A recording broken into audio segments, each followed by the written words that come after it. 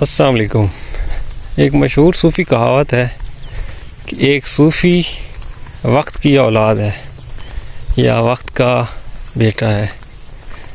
اس کو اگر سمجھنے جائیں تو اس کے کہنے کا مطلب ہے کہ ایک صوفی حال میں کچھ اس طرح موجود ہے کہ اس کے پاس وقت نہیں ہے کہ وہ اپنے پاس کے بارے میں سوچ کر پریشان رہے یا اپنے مستقبل کے بارے میں سوچ کر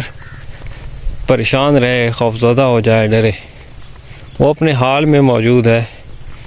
اس نے اپنی ماضی کی غلطیوں کو بھی معاف کر دیا ہے، اس نے دوسروں کو بھی معاف کر دیا، اور اس کے پاس جو کچھ ہے، جس حالات میں بھی ہے، وہ اس پر خوش ہے۔ اس کے اندر جو خوبیاں خامیاں ہیں وہ ان پر خوش ہے، ان پر مطمئن ہے، اور وہ جو بھی اس کے پاس ہے اس کو استعمال میں لا کر اپنے آپ کو، اپنے حالات کو، اپنے آس پاس کو بہتر کرنے کی کوشش میں لگا رہتا ہے۔ وہ حال میں موجود رہتا ہے، اور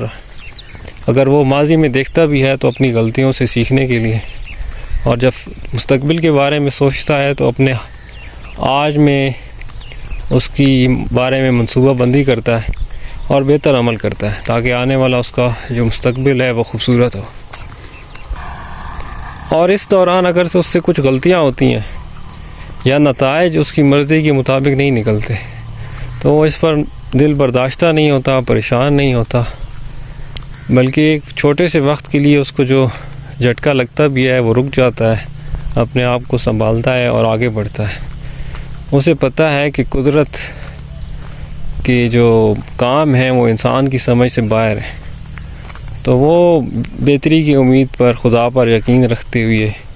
اپنا عمل کیے جاتا ہے، اور اس کے جو بس میں ہوتا ہے وہ کرتا ہے، اور جو اسے بس کے باہر میں ہوتا ہے اس پر مطمئن رہتا ہے، صبر کرتا ہے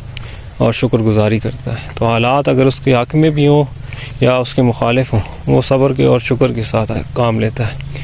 تو اس صوفی فلسفی کو ہم اپنی زندگی میں بھی استعمال کر سکتے ہیں، اور یہ ہمیں کافی طرح سے فائدہ دے سکتی ہے۔